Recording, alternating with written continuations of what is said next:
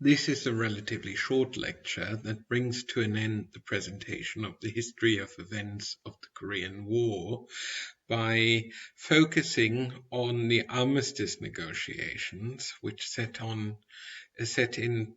which began pretty early, but then were protracted, took a long time, and were ultimately signed in July 1953.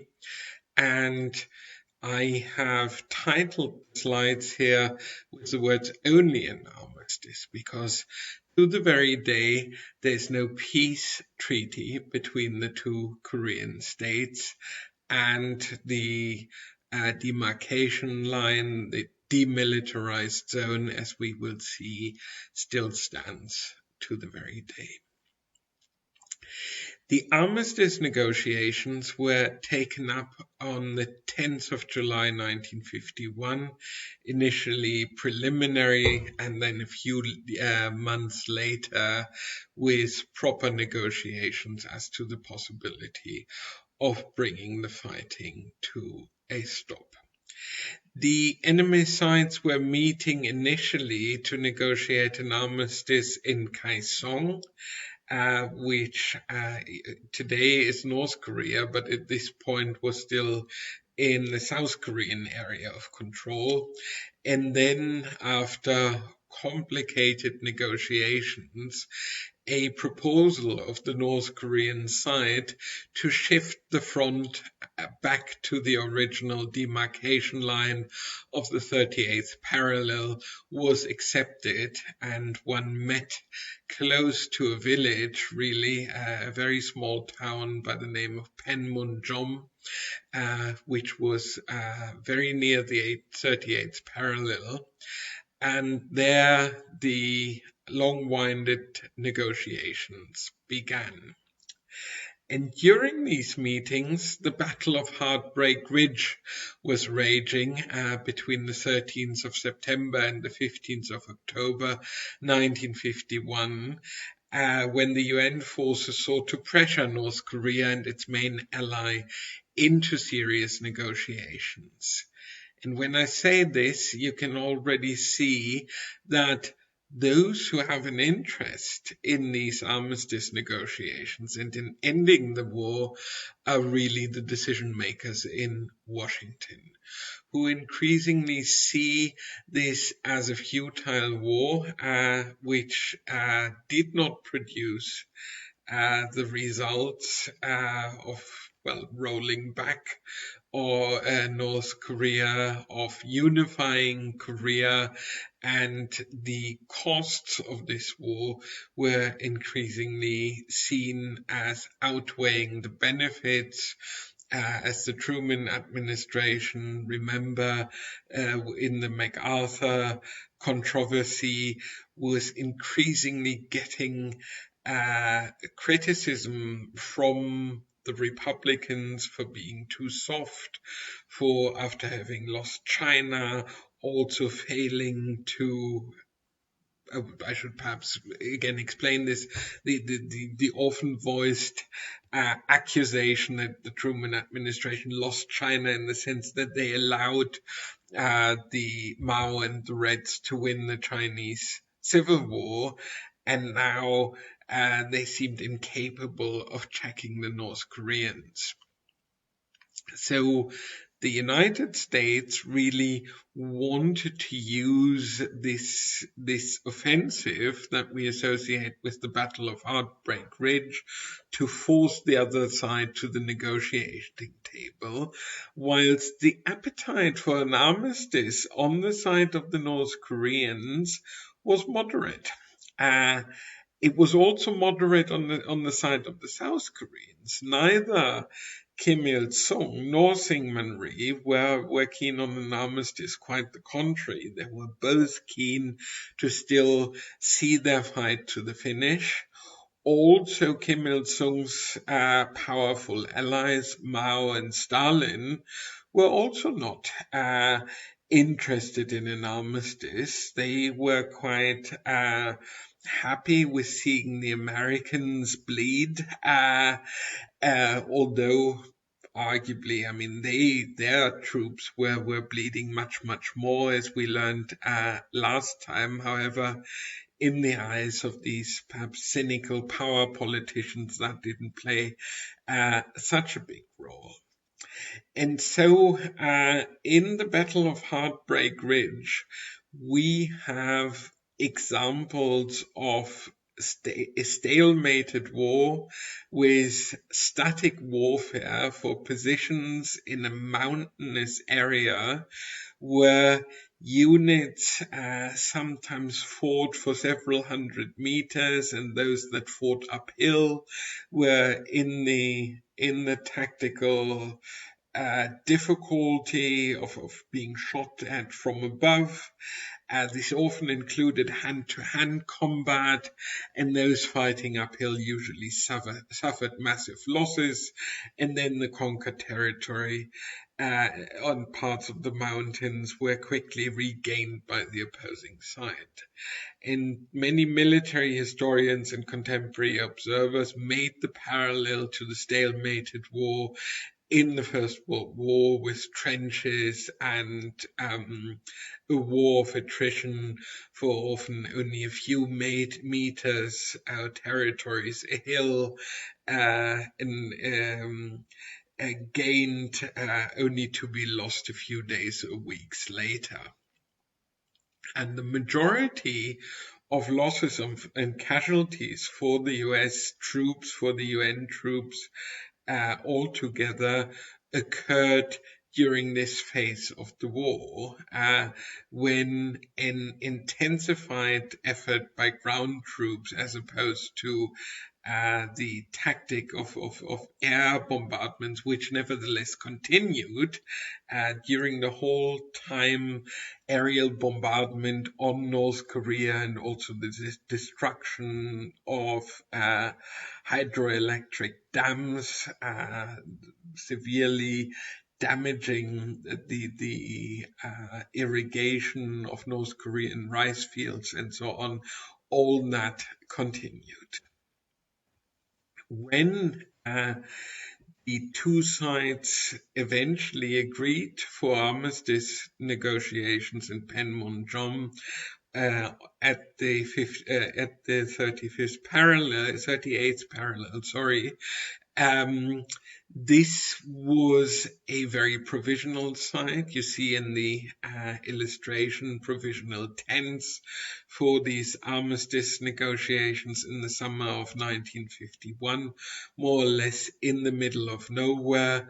Eventually, a bit more robust barracks, blue barracks, which are still there, you sometimes see in photographs, were erected.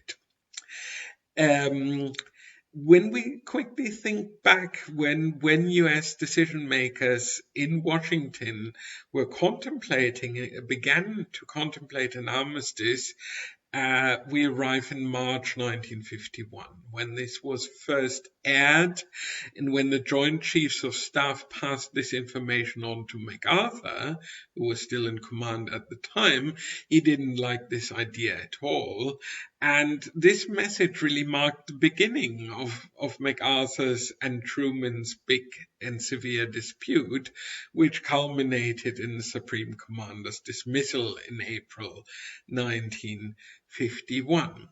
So in some respects, MacArthur's insistence on the tough line, on the escalation of the war, and his readiness to stand up to Truman can be seen as a strong no to the perspective of an armistice, to a draw in the Korean War. And the armistice negotiations that were ensuing took place in a highly formalized, almost absurd setting, where clear separation stripe designated the border, which cut through the barracks, and even the negotiating tables, highlighting both the neutrality and the danger of the area, around which battles were still raging during the 765 meetings altogether, during some of which the delegates reportedly didn't say a thing, but just stared at each other and then got up again after a number of hours. And this dragged on for more than 2 years, when the armistice was finally signed on the 27th of July, 1953. And then when the meeting for this signing in July 1953 took place between US General William Harrison, the leader of the UN delegation, and the North Korean General Nam Il, it only lasted 12 minutes and was done in an icy atmosphere. So there was no reconciliation whatsoever. These were very thorny negotiations, and we should briefly reflect how it came to this and what finally made the difference. Because as I said initially, it was chiefly the Americans who were interested in this armistice, and the big change that led to the breakthrough and the ultimate signing of the armistice is arguably Stalin's death in early March 1953. When Stalin died, his successors, among which Nikita Khrushchev, won the upper hand. So the people around Khrushchev were quite determined to stop this war. They thought it was a futile war, and they were increasingly also seeking more distance towards China. Mao felt betrayed by this, and this is another root of the later so-called Sino-Soviet split. So I think the parallel change of power from Truman to Eisenhower, General Eisenhower before Allied Supreme Commander in Europe during the Second World War, and then Republican candidate for the presidential election, who won the presidential race against the Democratic candidate. Truman stepped down, did not run for re-election, and so Eisenhower won the presidency in November 52, and then took office in early 53. I think that change of power is not as important, really, because despite the heavy rhetorical fight over containment and rollback during the presidential race, and more generally in the years of the Korean War, the Truman administration's and the Eisenhower administration's Korean policy did not differ fundamentally. The decision to aim for an armistice was already reached under Truman and then carried out by Eisenhower. The big change was Stalin's death. And to repeat what I said before, both Korean leaders were not at all enamored with the idea of an armistice, and both sides on several instances tried to boycott, or perhaps not boycott, sabotage the armistice negotiations, and only willy-nilly had to eventually put up with what their powerful allies decided for them. The question of prisoners of war became one of the most difficult ones for the armistice negotiations. From the beginning of the Korean War, the US Secret Services feared that captured UN soldiers, and especially GIs, would break down under the pressure of propaganda, drugs, and torture to reveal secrets or make unwanted statements. the appearance of US prisoners of war in newsreels and films of the enemy in both North Korean and Chinese films was felt to be particularly unpleasant. And in American popular culture, don't know if any of you have seen the film Pulp Fiction. One of the characters has a certain anecdote about being his father being a prisoner of war in the Korean War. So this becomes almost a stereotype that being in a North Korean prisoner of war camp was the ultimate test for an American soldier.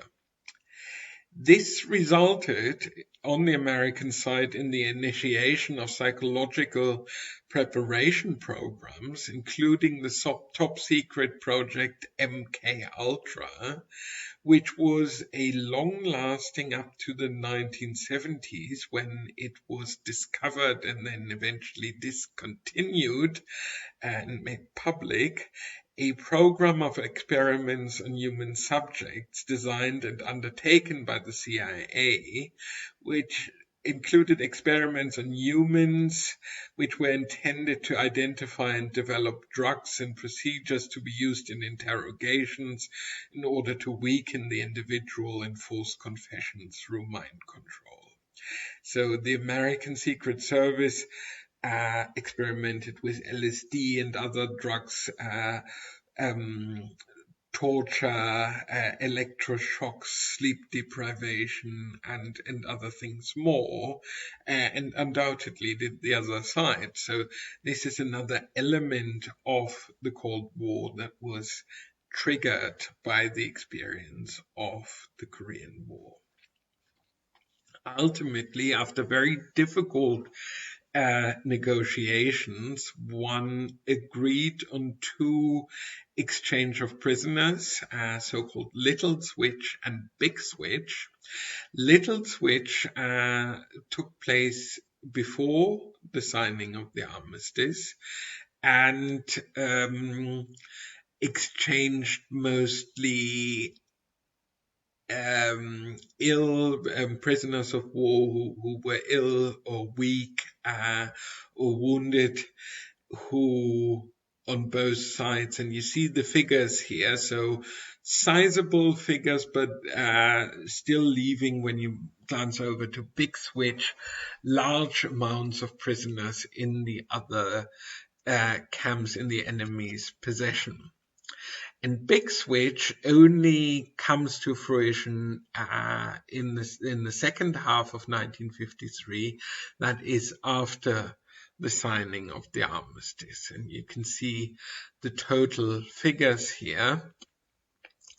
The problem was really that with the mere exchange of the prisoners willing to be exchanged, left one thorny issue unsolved. The question what was to be done with those who refused to return to the country they fought for, those who refused to be repatriated.